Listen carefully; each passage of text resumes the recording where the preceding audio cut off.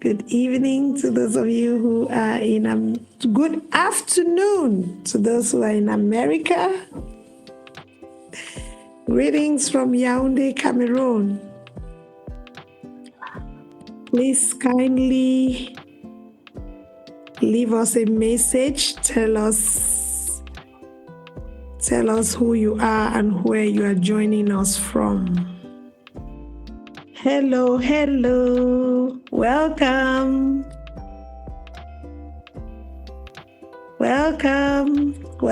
to everyone. Welcome to you, Mr. Enang. I can see you. Welcome, Mr. So. I can see you. Welcome, Mr. Sobam. I can see you. Welcome, Pobrekan. Welcome, everybody. I am excited. To have all of you here today.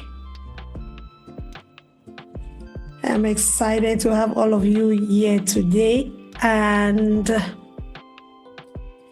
our agenda is short. Very soon, our guest speaker will be joining us. And before he does that, I'd like us to go through the little agenda. Well, I'm going to introduce myself for starters, and then I'll be telling us why we are here today. And then we'll be having the introduction of our guest speaker, who will immediately dive into the topic of today, after which we are going to have a Q&A, question and answer session, and then we're going to close up for the day. We have just 1 hour to be together, and I hope that we can respect the time. So I want to welcome all of you once more.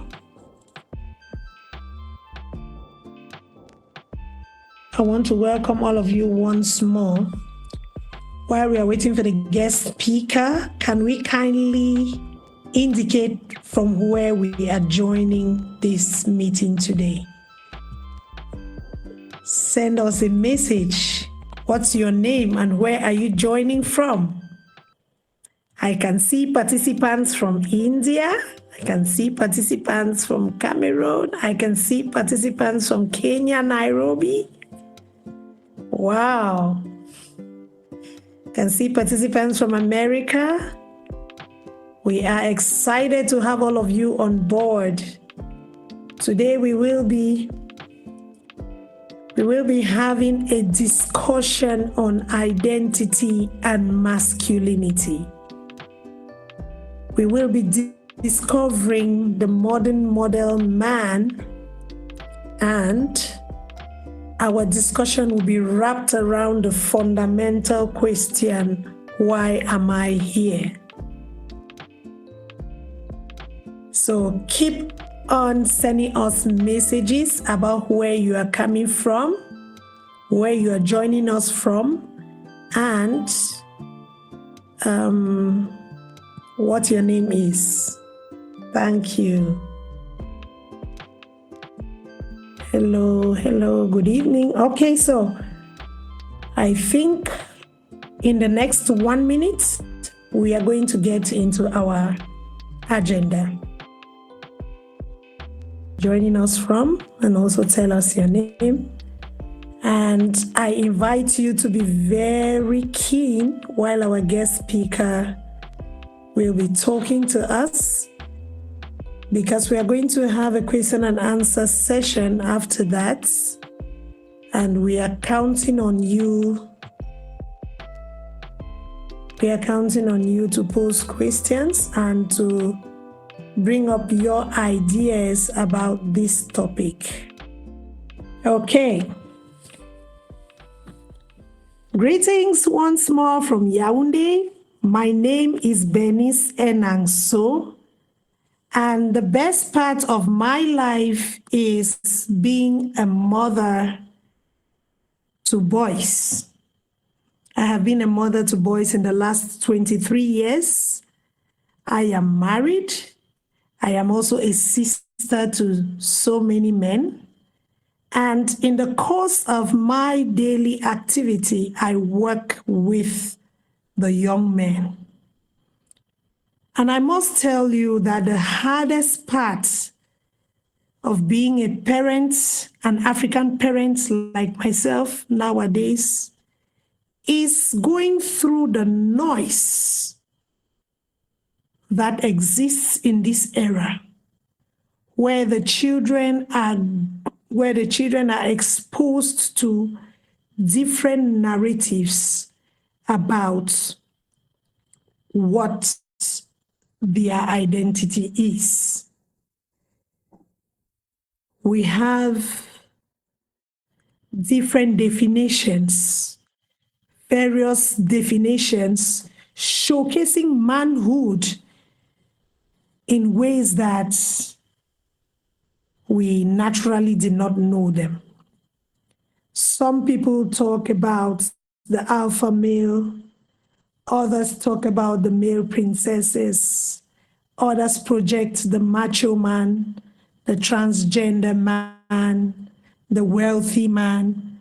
There are so many narratives, and our children are confused. These conflicting views make it hard for the young boys to negotiate adolescence and even early adulthood without accidents. These same views, this same reality, induces even middle-aged men into error. We have quite a number of people who are unable to answer the question about their identity. I am Bernice Enang. I am the founder and president of the First Housebound Foundation. And at the First Housebound Foundation, we project the husband and the father as the glue of the family, because we see him as the biggest, we see him as the CEO of the biggest basic structure of the society. And at the First Housebound Foundation, our dream is to see the family regain its place of dignity by empowering the man, because we have realized that there is a gap in empowerment when it comes to family life between the male and the female folk. Our mission is to help men appreciate masculinity as a gift to mankind, because the seed of mankind is in the man. And the only way we can achieve this is by realizing that our identity, realizing that knowing who we are, we must be able to answer and answer correctly. At the First Housebound Foundation, we are passionate about elevating the identity of somebody that we call the modern model man. He is modern because he lives in this time. He is a model because he is not like the archetypes that the world describes. He stands out in authenticity, integrity, proper communication, assertiveness, and above all, he is adaptive and empathetic enough to understand the environment in which he lives. My dear participants, like I said, I am excited because on this webinar, we will be talking about masculinity awareness and masculinity appreciation. Discussion will be wrapped around the theme, why am I here? And without much ado, I would like you to meet our guest speaker for today. Our guest speaker is a father of boys. He is a well-known name. He is a name that is well known amongst Cameroonians and amongst other people of the world. But is somebody who chooses on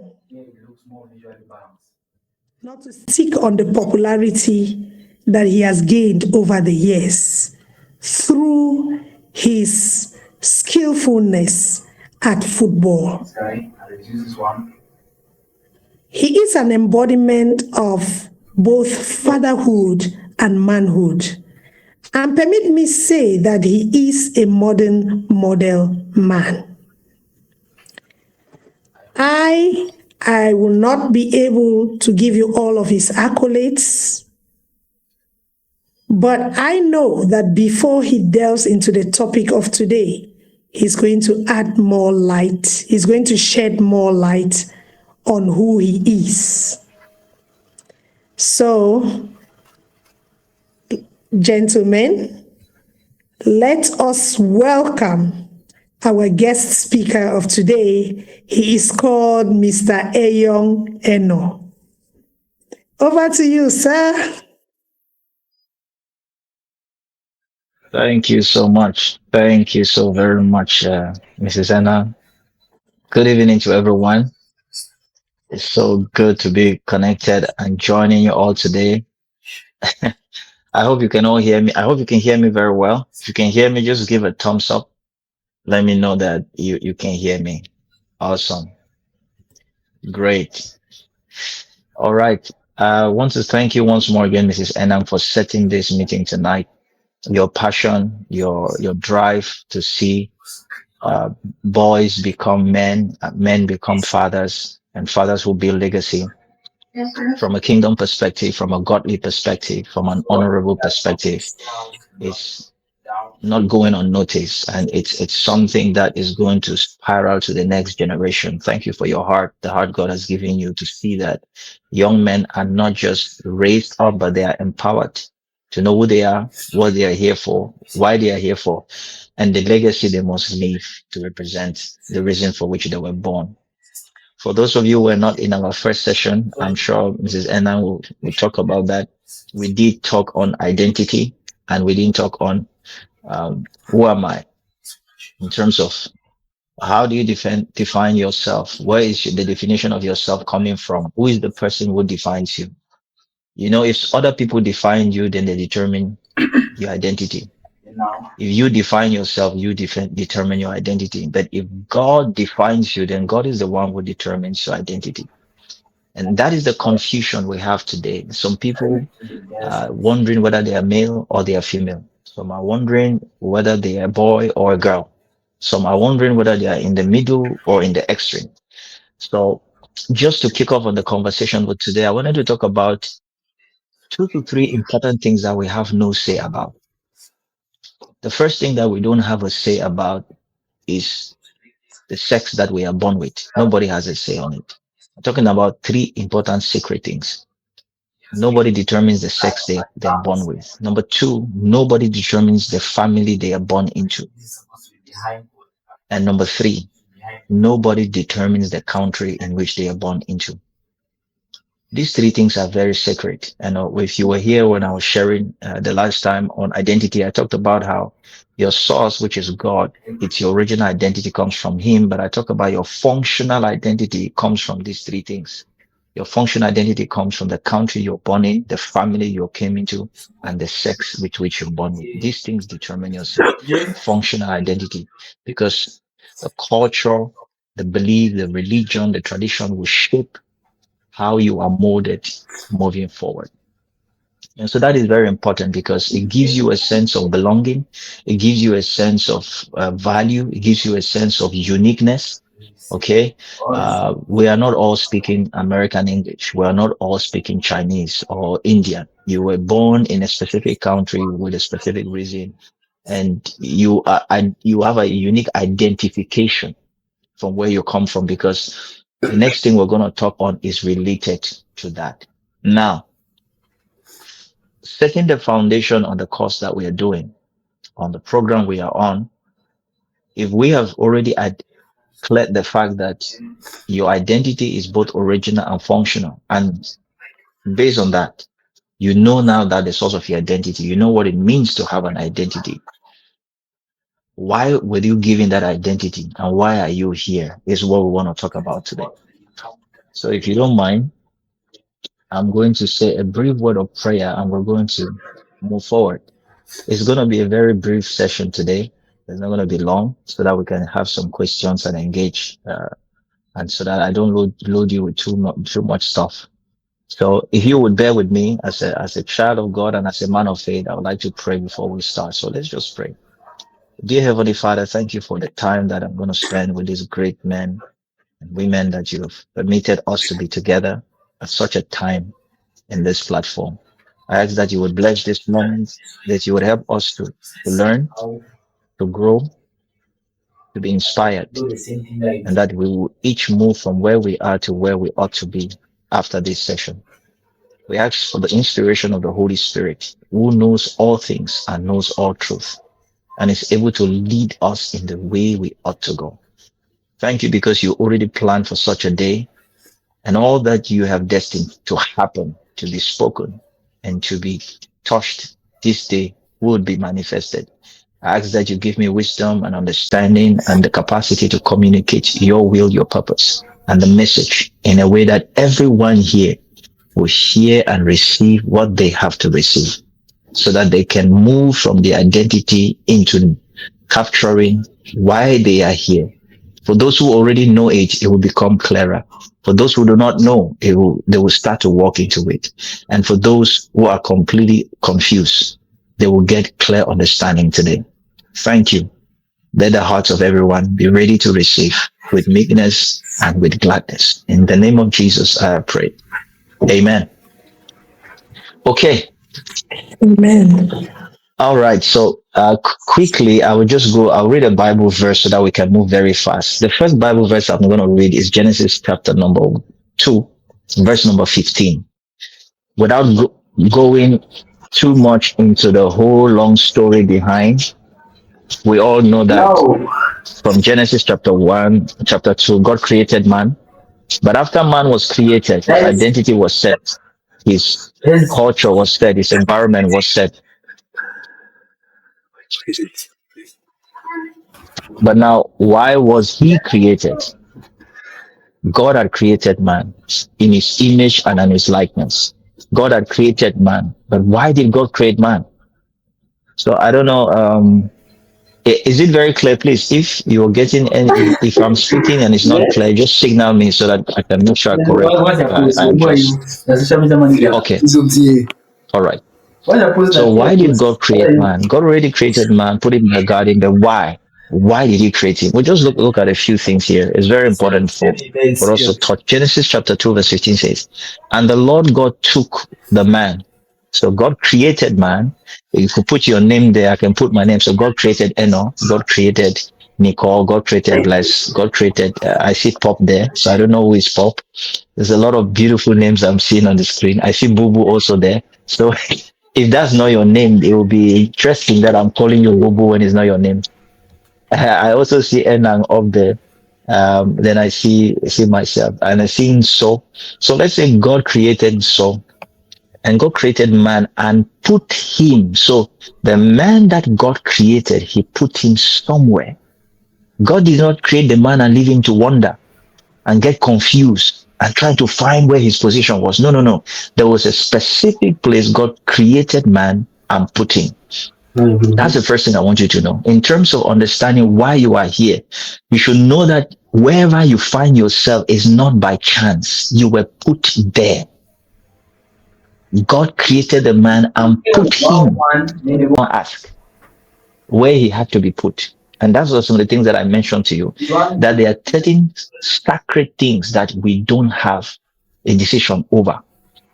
And one of those things is you don't decide the sex. So God created man, a male. God put him in a garden. Okay, God put him in a family. God put him in a nation. He put you in your family you come from, put you in Cameroon. You did not have a say. Now, the worst thing you want to do is to try to change these sacred things that you as a man were given. And that's why the most tricky thing being attacked this day is their sexual identity. The confused you are about your sexual identity, the more you'll be confused where you belong.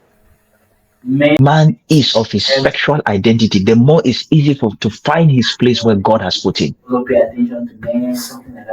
So think about it. God put him in the garden to dress it and to keep it.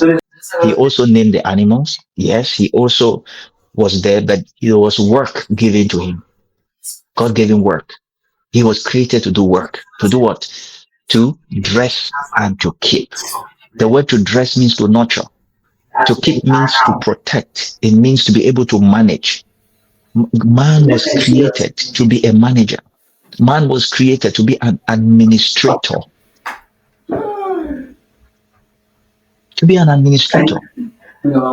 So, rational why for which you were created. So, I want you to write this down if you've not written. Every man has a foundational purpose. Foundational purpose. Foundational purpose. And that foundational purpose is a general purpose. You must be able to identify it as a general purpose. Your general purpose is to be an administrator, is to be a manager. Your general purpose is someone who is put in charge of certain things. You were born as a male to administer, to manage, to be able to nurture, to lead, to guard. The guardian has been committed unto you. Now, because of our session today, we will not go into what is the guardian to you, because this is a metaphor. This is a whole framework for you to see what has God committed to you, where has God put you, what is your own guardian. So all of this is in the context of your purpose. Why did God create you? And God put the man in the garden of Eden to dress it and to keep it. So think about that. God took the man did not take himself. God put the man did not put himself. To do what? To dress it, to keep it. Romans chapter 8 verse 28 says, all things work together to them that love God and to those who are called according to his purpose. So remember, I talk about foundational purpose. Foundational purpose is that you are an administrator. Then now you have specific purpose. Let's touch on specific purpose because that's where I want to get to now. So if you have a male child, if you are a male, if you are a male, if you are a man, if you are a young man, if you are an older man, if you have never thought about yourself as being an administrator, as being a manager, as being someone who's been called to be in charge of certain things, and you think it's other people's responsibility to do things and you're lazy about, I'm there to remind you that wherever God has put you, wherever you were born, wherever you came from, you were put there. It's not by mistake. There's no chance. Never think that the family you're coming from is by mistake. Never think that the woman who gave birth to you is a mistake. Never think that the circumstances that cause you to be alive is a mistake. No, you were put there. The same thing is that when we are born without understanding our foundational purpose, that we are born to be administrators, we are born to be managers. The society can shape you to start thinking something else about the foundational purpose of a man.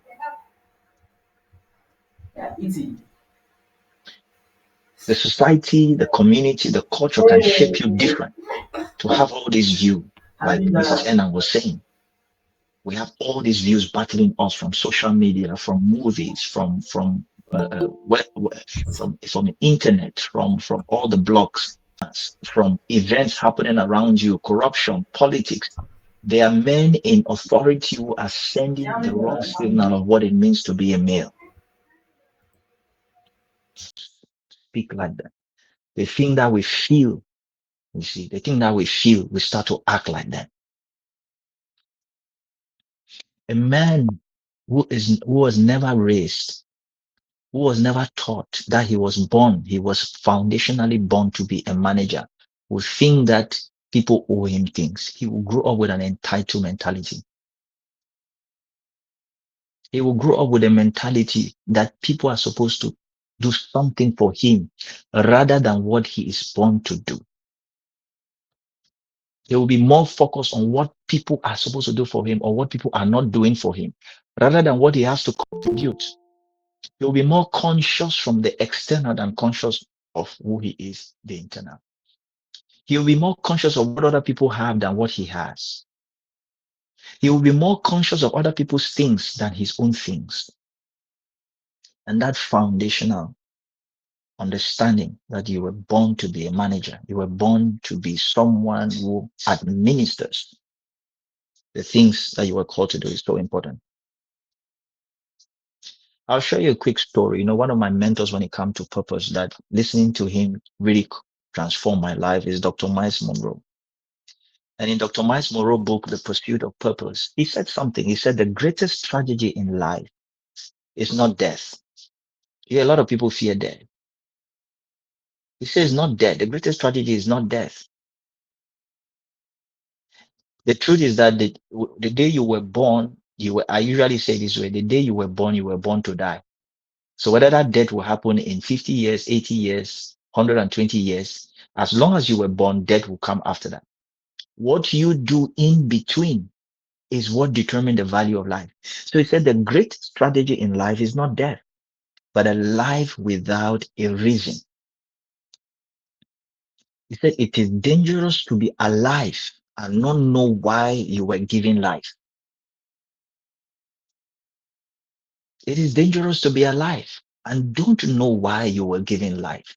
The people who have passed, you can't say you are much better than them. Why are you still alive? Why is this time given unto you? What is the reason for which you are still here? Why among all the people that were born in your time, some of you were in secondary school, primary school together, went to university, some of them are past, but you are still here. Why are you still here?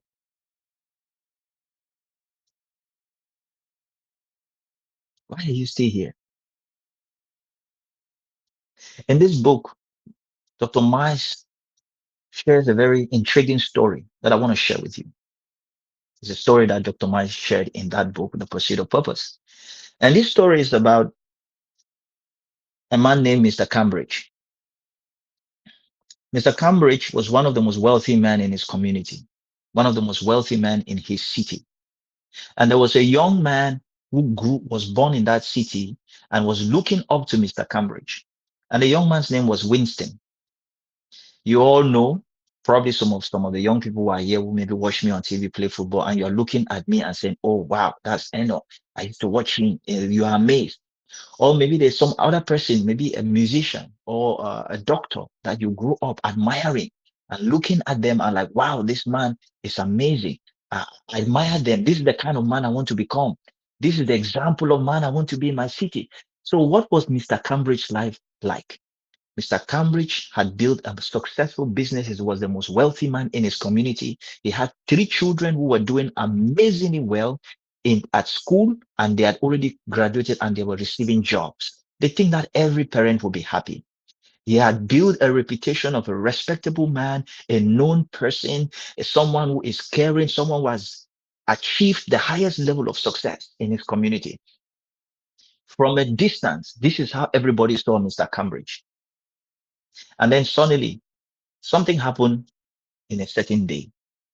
There was this incident that happened that caused Mr. Cambridge to fall into a river, and that river was drowning. And then this young man, Winston, saw it and jumped into the river to go and rescue Mr. Winston, Mr. Cambridge. Why Winston was trying to rescue Mr. Cambridge. He kept telling Winston, let me go. Why are you holding me?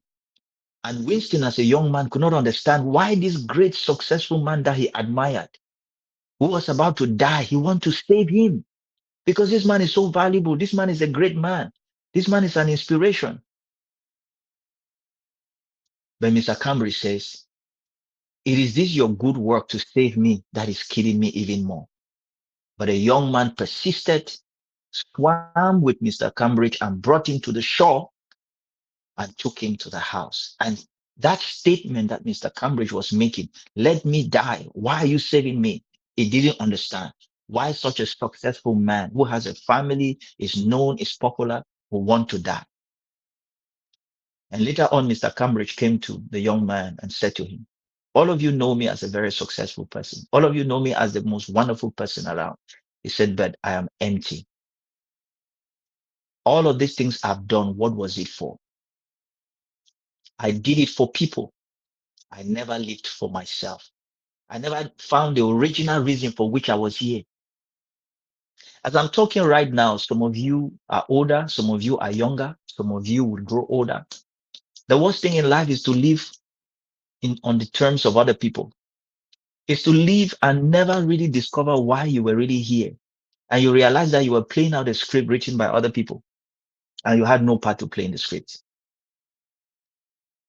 Mr. Cambridge will surprise Winston and told Winston, Winston, please don't live your life on the terms of other people. I believe that becoming the most successful man in business in my community would make me happy.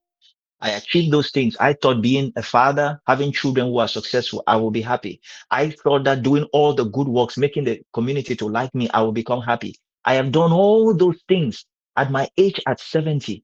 I feel and still feel empty. It means I did everything that made me successful to people, but I never found my purpose and I never lived it. Therefore, Dr. Miles Monroe concludes that the greatest strategy in life is not death, but a life without a reason. He never found the main reason why he was alive. He asked the question, what was it all for? You know, you went, you got all the degrees, you opened the biggest business, you fought the contracts, you've sent all your children abroad. They are coming back now with jobs, all these things. You think this will make you happy. What was this all for? Then this is what he said. He said, I have everything and yet nothing. I have the reputation. I have the money. I'm one of the millionaires, biggest millionaires in the city. I have a stable family, but yet I feel nothing. I am nothing. Then he said, everyone knows what I am. The what is defining you by your achievements. He said, but still, I don't know why I am here. I don't know why I'm here. Young man, this I'm speaking to you now at this age. The vitality and the importance of discovering why you are here. The greatest strategy is not movement. It's not about movement. You can make movement from here to the US and still have not made any progress. Because true progress in life is not determined on the distance you have covered. It's determined on fulfilling purpose. What you use to measure true success in life is not external achievement. It's living in purpose.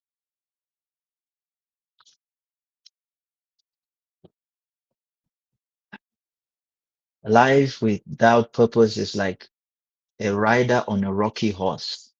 You are making motion, but no progress.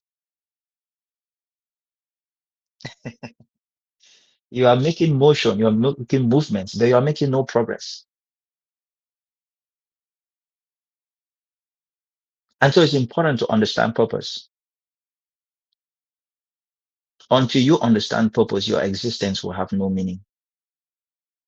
For purpose is the source of true fulfillment.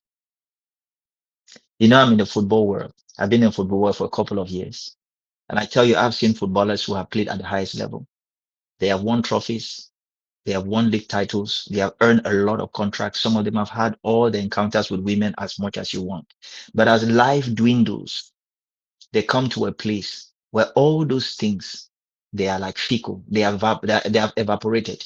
And when they are left all alone, they are empty. What was this all for? They ask. It's the same question that the wise man in the book of Ecclesiastes chapter 1 verse 2 says, vanity upon vanity upon vanity. What is this all about? What is this all about?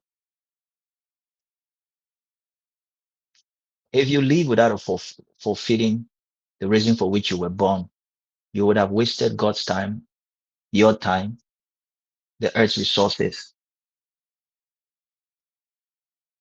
So what is purpose then? Let's talk what is purpose. So purpose is the original intent in the mind of the creator that motivated him to create a particular item. Let me take that again. Purpose is the original intent in the mind of the creator that motivated him to create a particular item. It is the original reason for the existence of a thing. Wow. Purpose is the original reason for the existence of a thing. That means you cannot know purpose without getting into the mind of the creator. You didn't think about yourself. Don't forget that. You didn't think about yourself. God thought about man. God created man. And then God put man in the garden. The only way for man to continue to do what he was created to do is to stay connected to the creator who created him in the first place. All the calamities, the wickedness, and all the dictatorship, all the level of evil we see today is because man has disconnected from the one who created him for a certain purpose. And because he is disconnected and he doesn't know the purpose for which he is here, that's why he's going about things in different ways. And this is where all the problem is coming from. Because Dr. Miles Monroe also said, when purpose is not known, abuse is inevitable. So because man has lost the original reason for why he is here, that's why he's going about abusing his existence, the temple, discussing, arguing, and questioning and asking questions to doctors and teachers of the law. He was already engaged in his purpose from childhood. Most of the times is that our culture, our environment would press down your interest, will press your interest for the things that you're really born to do. And it will tell you it's impossible. It will tell you to stop thinking about it. And if you're not careful over time, you will just allow all of those original intentions that God put in you as a child to just go to bed, to go to sleep and forget about it. You will move from living to survival mode, because the thing would be, if you have to survive, we need to become a nurse. If you need to survive, you need to do business. If you need to survive, so you move from living to survival. All those who are not working in their original purpose, they are living on survival mode. They are not working in purpose.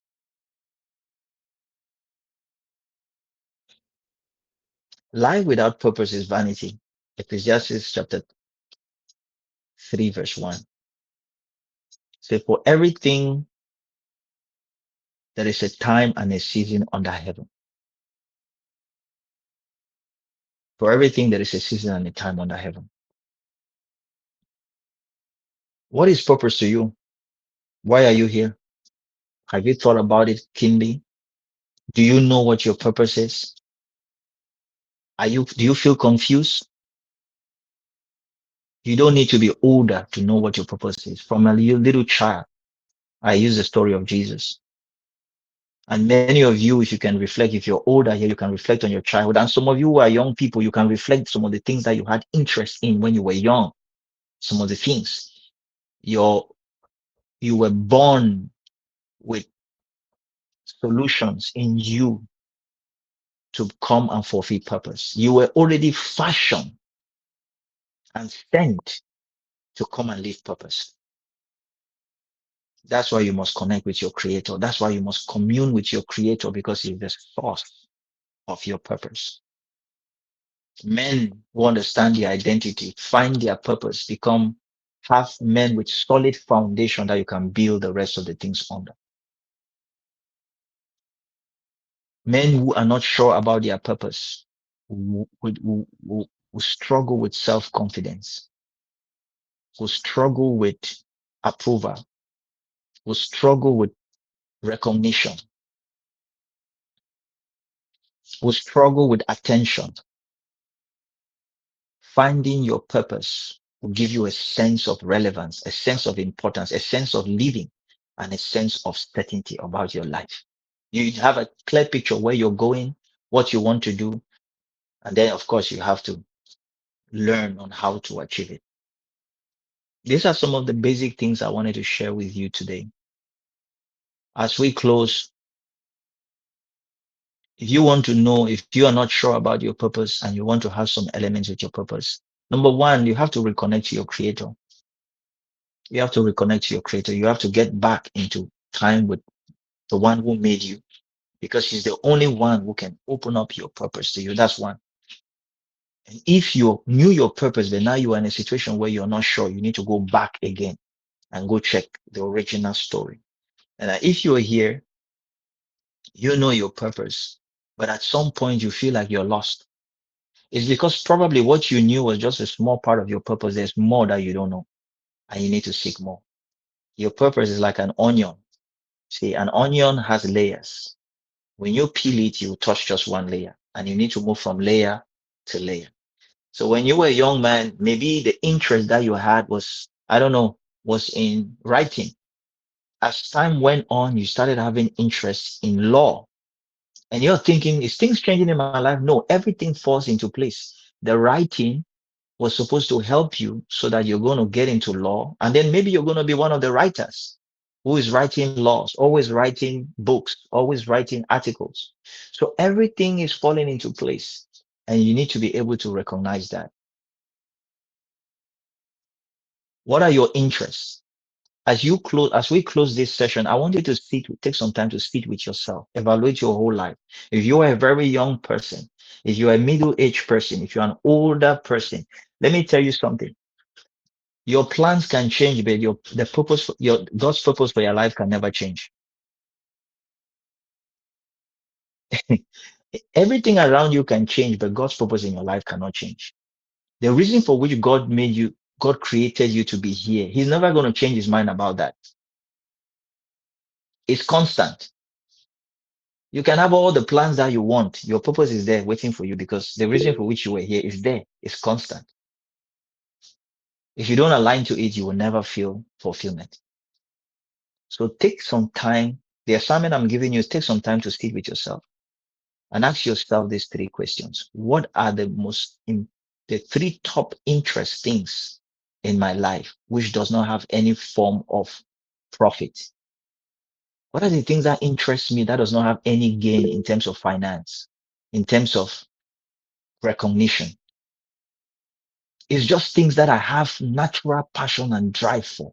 I want to see things change. I want to see this thing happen without no profit, without no person paying you or recognizing you. Is there things that you feel fulfilled doing? You write those interest things. If you're not sure, for those who are sure, they already know. Those who are not sure, think about these things. Think about these three things. And when you think about those three things, you will get to Mrs. Enna, and you'll pick it up from there. So I want to open up for questions. Is there anyone that has questions um, about some of the things that I've shared, so that we can wrap up this session? But I would have never been the person that you see today. The Ayon Eno that you know playing football, World Cup, and all of that. All of those things would have never happened if I did not discover purpose, if I did not find my purpose and then walk in it. If I followed what other people were saying, maybe nobody would have known me. And I'll still be talented, but I'll be talented in the background or somewhere. I would have probably followed become a doctor, but I'll become a doctor who is doing well, like maybe like Dr. Clyde's, and then feeling frustrated because I never walk the path of football, and I'll never be able to impact the lives that I've impacted through my story, through my journey, the way I'm doing today. The reason you must fulfill purpose is because purpose is always bigger than you. It's always bigger than you. And purpose is the only thing that you can give that will last when you're gone. Nobody's going to talk about how much money you had. Nobody's going to talk about the house you lived in. Once you die and go, in fact, sometimes they could even forget your graveyard. But purpose is the eternal gift you give back here on earth. So some of you, you will remember this session because me speaking in this session is me living purpose. But you might not remember where they will bury me. You may not even remember how much money I have or the clubs I played. But you'll remember this session because in this session, I'm living purpose. Because this is one of the things I was born to do. Ms. Zena, over to you. Let's get some questions. I think your mic, you need to, your mic.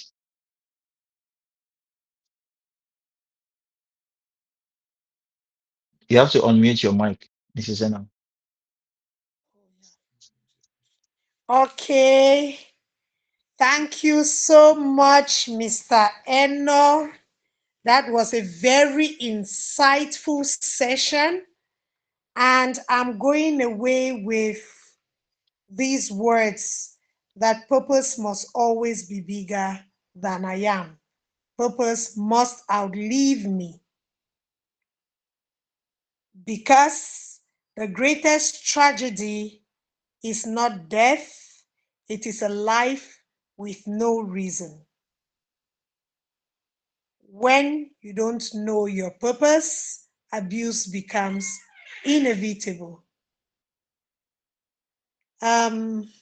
Please, can we give it up for our guest speaker? Use your emojis, give it up for our guest speaker. Thank you so much. Thank you so much. And I want us to be reminded about the assignment that he has given to us. Because personally, this topic is touching on my present situation. And I feel that by the time I finish with this assignment, I will be well grounded to live exactly where I am expected to live. The assignment, please write it down and do it. He said, sit down with yourself. That means you should have a meeting with yourself and then ask yourself, what are 3 things that interest me? 3 things that I am interested in that do not bring in profit, that do not bring in money, that do not bring in any other. I am just interested in them. I don't know, Mr. Eno, whether I got the assignment correctly. Very correct. Very correct. Okay, because that, according to him, that is where your purpose lies. Some of us have known purpose from when we were small, but some of us have been living in purpose from when we were small, but we just didn't pick it up because we didn't know that we're already in purpose. So I can see that some people have questions. Please unmute your mic and pose your question. In the meantime, I can see a question in the comment section. How do we follow up on this topic to be sure that we are in line with our purpose? Because it is a topic that always makes one to ask many more questions. That question is from Mr. Anso, and I think that it resonates with many of us on this platform right now. So, Kapi, would you be willing to answer?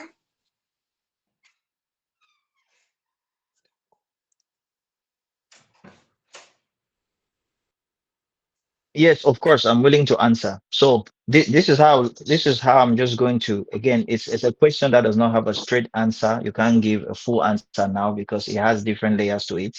But what I would say, the you can put it in context for yourself. When I sat in that room and I knew that the reason for which God had called me was to engage in football, give myself fully to it, because through that football, he's going to use it to transform people. For you, it could be in your medical field. For you, it could be in your business. For you, it could be as a pastor, a minister. For you, it could be as a teacher. For you, can be as an educator. It depends the field which you are called into. Now, the question is based on that field and the specific thing that God has called you to do. Anything that does not add value and supports you and pushes you and encourages you to continue to make progress in that field is not aligning with your purpose. That means the friendship you're keeping, you would have to scan it. The time you spend things on doing, you would have to scan it. The books you're reading, you will have to scan it. The people that you are listening to, you would have to scan it. The interactions you're having, you would have to scan it. All are these things, the element that help shapes you continue to walk in a certain direction. This is how you use to evaluate. So which means when you write your purpose down, Habakkuk chapter 2 verse 1 to 3 talks about write the vision, make it plain so that he that runneth should run with it. You have to write down your purpose very clear. And then you have to be able to go back to it over and over all the time to evaluate if you are still walking, if you are still focused, if you are still in line with that. At a certain point, when you would have finished, because remember I said your purpose is in phases. When the seasons of your purpose shift, your purpose is constant, but it has different phases. Ecclesiastes 3:1 says there is a time for everything and a purpose under heaven. When I was in Boya, I was playing football, but I was playing for Mount Cameroon. I was playing for University Game. When the season came for me to shift to go to Europe, I traveled out of the country. I was in another phase of my purpose. After playing for the club, I also played for the national team. That's another phase of my purpose. Now, each of these phases require different skills, different abilities, different awareness, different character upbringing, dimensions of prayer. So I'm not talking about, so just understand that for today, I'm just talking about becoming aware of purpose, understanding purpose, and knowing that purpose is what determines your fulfillment. If we want to go into the fulfillment of purpose, that is a whole different topic of itself that we will not be able to touch today, because the fulfillment of purpose has different things that you need to do, you need to walk in, and we can't handle all of that in one session. I want to make sure that after this session, you have refocused on purpose. You have started thinking about what your purpose is, and then you have started asking yourself questions about what are these three key things that I have interest in, that I'm willing to do it for free. I can even give my life for it. And when I do it, I feel happy. I feel fulfilled. Your purpose is tied to that. What are those problems around me that when I see them, they pain me? I can't love, I don't want to see children on the street. When I see widows, it pains me. So this, your purpose is tied to the problems that pain you, things that you want to solve, things that you want to bring solution to. They are all part of your purpose. And then you have to build capacity to be able to walk in those things. And so that was what I would say for now. If there are questions that are connected to the things that I've shared, fire you ask, but if it's outside it, we may not be able to touch it. Otherwise, we will not really kind of narrow to what we wanted to get out today.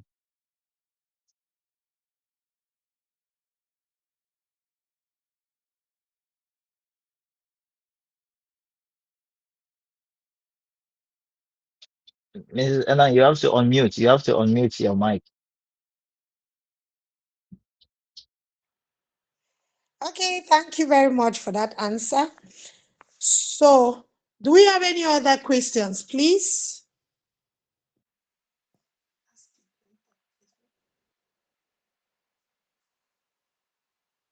So someone is asking for the definition of purpose. I don't know if someone who wrote it can just share that with them.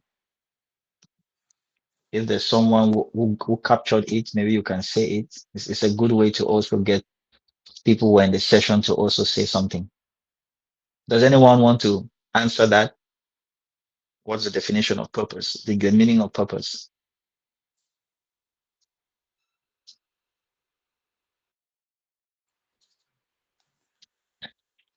Okay. Can someone just answer what purpose is from those of you who were part of this? So that let me see to see if you also got that. Then I'll answer. There's a question someone has asked, the difference between talent and purpose. I'll answer that. But let me get one of you to speak up first. And then there's Bless who has raised up his hand. We can also get to hear from Bless in a bit. But I'd like someone to come up to talk about what they understood purpose is.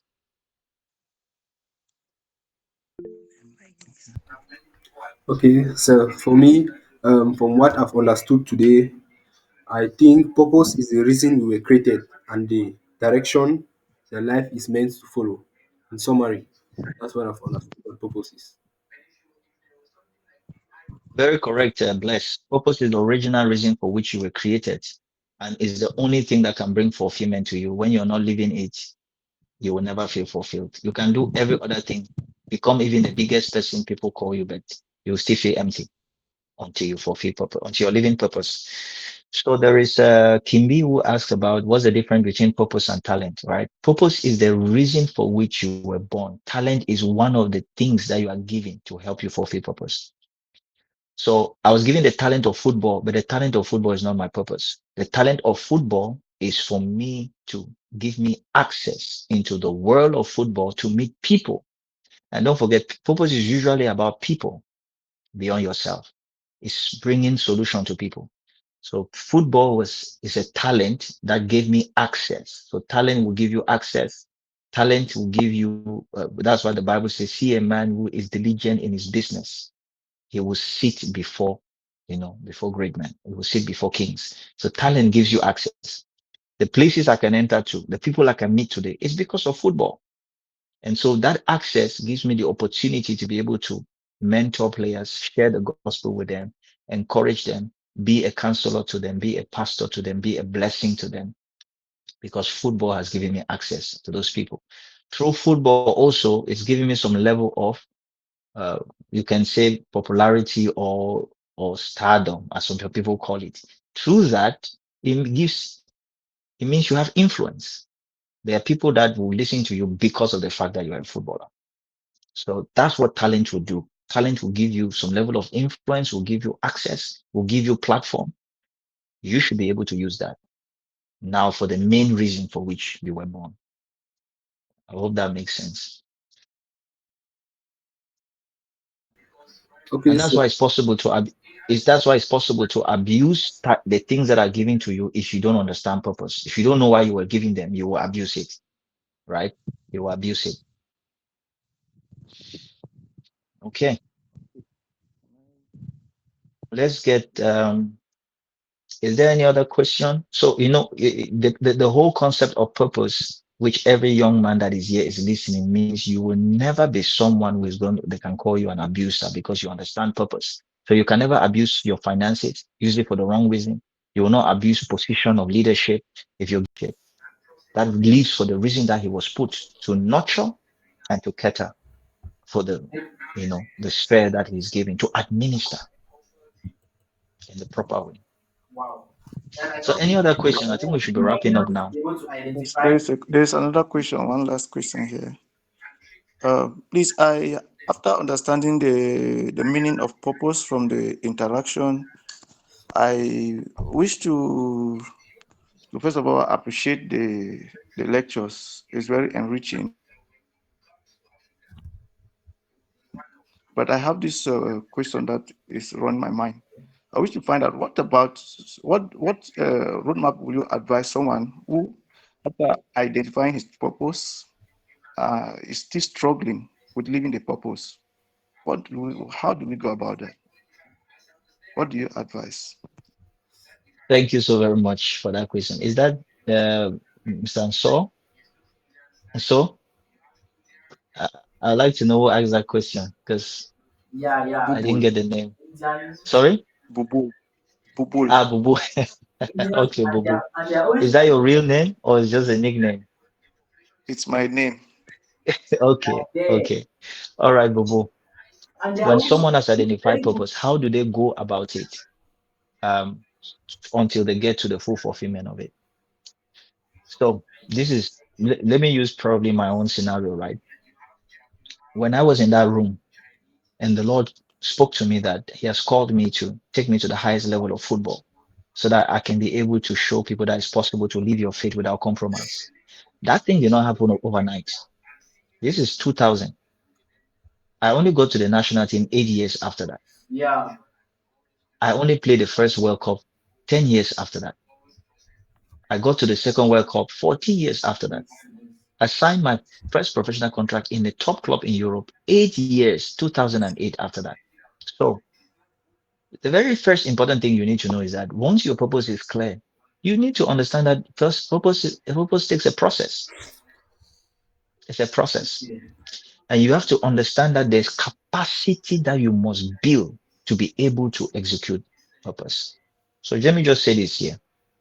God is more interested in building your capacity than just using you in achieving purpose. It's very scary. He's more interested in who you are becoming than what you are doing through purpose. Because it is through that process that you build the right character of manhood. We're talking about manhood. Yes, you are born with the intrinsic value of a man, but you need to grow. And you can't grow without a process. You can't grow without situations. You can't grow without being stretched. So it is purpose that gives you the different examination process, settings that will help you. While I was there in Boya, I had to go train. I had to wake up early in the morning. I was learning discipline. I was learning focus. I was learning sacrifice. I was learning commitment. You see, these are the things that from the very foundation, your focus should be on those things. Purpose is the big picture, but the steps by step is wake up every day and do the small little things that you need to do today. That takes you one step closer to fulfilling purpose. So I had to be first, make sure I'm working hard to play in Mount Cameroon, working hard to play in the university team, working hard to go and do trials abroad when the opportunity came. In fact, from 2000, it took me 6 years to go out of the country. The first trip I went to was in Burkina Faso in 2005. I went there for trials. It didn't work and I came back. And then I kept working hard again. 2006, then I went to Cyprus. Then I came back 2006 and then I went to South Africa. So because purpose is being, you have an idea of purpose. It doesn't mean you're not going to fail. It doesn't mean you're not going to make mistakes, but you don't lose sight of purpose. Keep purpose before you. You will fall, wake up, continue, learn from it, grow from it, ask questions. So that's the first thing. Know that purpose is a process and you have to learn patience. You have to learn build endurance capacity. Second thing, once you discover what your purpose is, look for someone who has walked the path of that same purpose and start to follow them. You need to really, really study a lot. Start to allow them to mentor you, whether they could be from a distance or if you have the opportunity to have someone close who has walked the journey of work, follow them, especially if they have integrity and they are proving that they are mature and stable for years. Read their materials. If they're on social media, go ask people go on social media, I don't know who they are going to. They follow any kind of person. These are the kind of people you should go follow. You should follow people with purposefully. Purpose should decide who you follow. Purpose should decide who you listen to. Purpose should decide who you interact with because purpose will determine your companion, will decide your companion. It will give you discipline for who and what, where you engage. So to answer your question, what you should do is start with the first basic things step by step. If you're at school, though God has called you to become a minister, to become a lawyer, to become this person that will change this, it's a great purpose, but you have to start with it, with where you are. What are So you doing now? I want to Focus go there. to the If you're website at school, to be see serious. If you're learning a job, a trade, be serious with it. Because if you're not committed with that little thing, how will God trust you as you grow bigger? You see, be committed at the level where you are. Sometimes the thing you're doing may not look like the purpose that God has told you. But it has a role that is playing, it's building something in you. Do you think when Jesus was born, he was born to be a Messiah? He was born to go to the cross and die. He was born to go about preaching and teaching the message of the kingdom. He was born to do miracles. But when he was born and young, he didn't just started doing miracles. He was helping with the carpenter work. What were the skills that he was learning through carpentry that he began to apply later on in life? So start where you are, be committed, be serious, and learn every lesson that you learn. If you're faithful with little, you will move to the next phase. Remember, I said purpose is in seasons as in times. You will progress to the next. I hope that is helpful. So first, be diligent with where you are. Get a mentor. Number Exhausted. three, read books. Read. I'm telling you, you need to read and build your intellectual capacity, be your logical capacity. Read and be aware of what you may think you're the only person who is thinking about this. People have thought about this years ago. Read the Bible, read books and the things that interest you on education, on your specialty, on psychology, or finance. Read books to widen your concepts, to widen your worldview, so that you can be a well-balanced person. When you talk, you're talking from a place of a balanced perspective, not very, shallow. People can be able to listen to what you're saying. And if I will close on that, right? Anybody who is doing something that is in line with what you're passionate about, make sure you volunteer, support them, encourage them, because you'll be sowing seed into your own future. Okay. So I've just given you a final tip. That's a very important tip that normally you're supposed to come to my master class and pay some money to get that, but I've given you for free. Okay. Thank you. Okay. Thank you so much. So, I want to thank all those who were present on this platform today. And I want to say that we have had extra time, but I think none of us is regretting the time that we have spent I'm just opening. together. I want to thank you for being very attentive, and I want to thank our mentor for today. Let us give it up for him again. We appreciate how much commitment you put into this. We appreciate the support that we are getting from you. And we believe that we are not going to need only a master class for us to walk in purpose, because your presence on this platform will be mentorship enough for some of us to find our path and to begin to trace it little by little. Well, I want us to remember that wherever we find ourselves as the men, we were born for the general purpose of, of being the administrator, of managing and of nurturing. And your DNA, your fingerprints, and even the hair on your head was designed for a specific purpose that is generally linked to reaching out to people. And in order to achieve that, you would have to build capacity. You would have to find a mentor, and you would have to expand your scope. So, on all of this, I wish to say that from the First Housebound Foundation, we are grateful that you were able to find time to be with us today. We are also grateful for our mentor, and we hope that we'll have you and many others in the next rendezvous that is going to be next month. Thank you. Have a restful night for those who are already in the night, and have a great day for those of you who still have activities to carry on. Thank you so much. Thank you. Bye bye.